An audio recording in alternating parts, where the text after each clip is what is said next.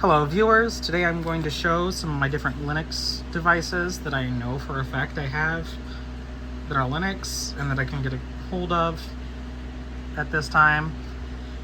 So first of all, we're going to start with something you've seen on this channel before, my Yealink T46S IP phone.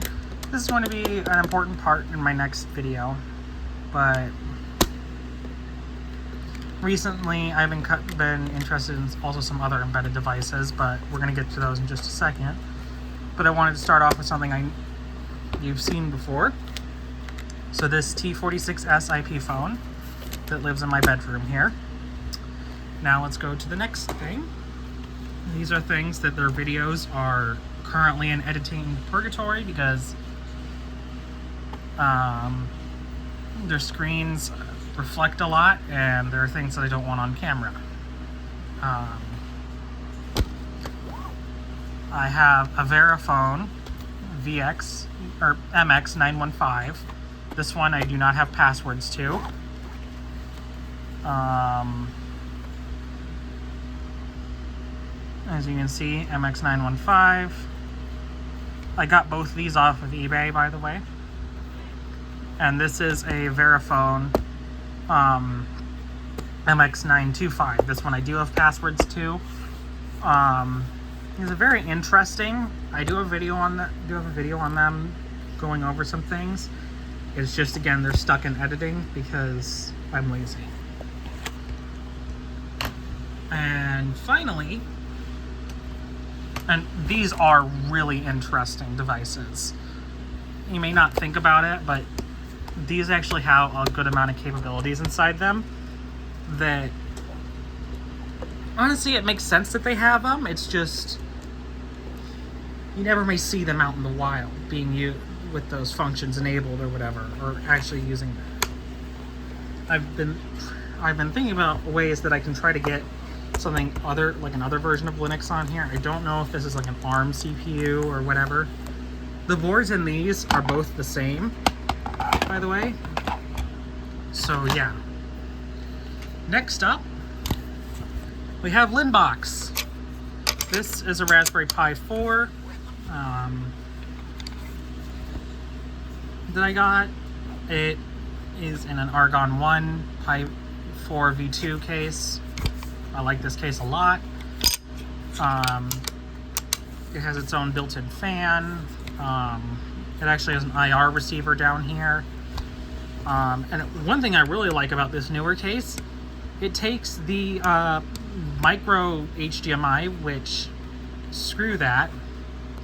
I don't know why that's a standard. And it turns it into two full-size HDMIs. Now, this thing runs headless because it lives here down in my room. But yeah, and it also has a power button, which is nice. Oh, and something that's also nice about this, so this cover is magnetic, so it just goes on top of this. And it actually has a pinout of all the GPIO ports, so that's actually pretty nice. I do like that. Right now, this is not doing much. I was going to have it for something, but the next thing I'm going to show you actually is doing that job. And that thing is this. Now you may recognize these. So I have two of these. These are HP Z2 G4. This is an HP Z2 G4 workstation. And this one specifically is running, well, Raspberry Pi OS, because this is the most familiar version of Linux that I have. Because this was actually my first experience with like desktop Linux was, Raspberry Pi. So don't make fun of me for that. It's what I'm familiar with. So basically it's running Debian. HP Z2 G4. Now, this is so if you don't know, I also have another one of these running Windows upstairs. It's running Windows Server. And I got these used at a very good electronics recycling place. And actually, these must have shipped with Linux. If my camera will focus there, you can see it says OS Linux. So these were actually probably deployed with Linux on them. Of course, one of mine is just running Windows Server.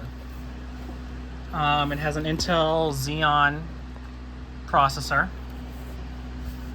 And it's basically the same as the one upstairs. This one also runs headless.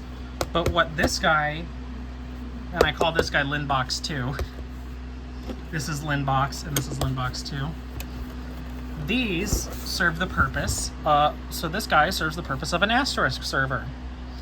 And that is a video that I'm going to be making soon about this. I'm going to be getting a few more pieces of equipment, like a Cisco 8845 IP phone, and an ATA adapter. But this basically is just an Asterisk server. Well, it's running free PBX. So there was a... I'll talk about this in the video. I had to do some things. For some reason, the Raspberry Pi OS for desktop that they have for non... shut up, Siri. For non-Raspberry Pi devices is still running like Debian. It was running the older version of Debian, like Debian 11, and I wanted this to be on Debian 12.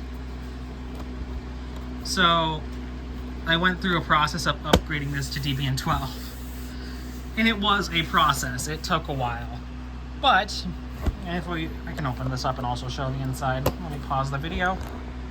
And this is what it looks like inside, by the way. So I have 16 gigs of RAM here. May not be the most fastest. I just bought these off of Amazon. And then a 128 gig SSD, because I don't intend that this is going to have too much on it. Maybe just voicemail, and that's about it. And this isn't going to be hosting any files. It's not going to be doing any domain stuff. Well, my domain controller, my primary domain controller only has a 128 gig drive, but that's a story for a different time. This does have slots for like an M.2 SSD, but I didn't get one of those. I just got a SATA SSD because those are a bit cheaper. And as you can see, it's a very nice machine. This is the cooler. This is specifically, let me pull this off here. This fan is a Delta fan. BUC 1012VNOO. It just kind of slots in like this.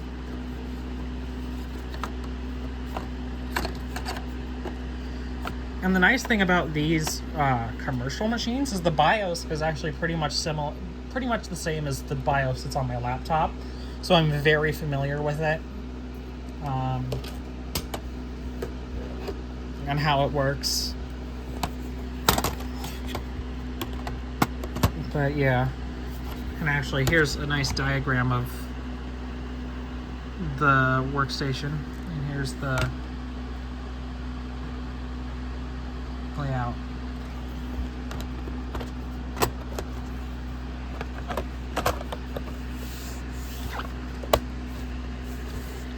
So yeah, a video about this will be coming soon.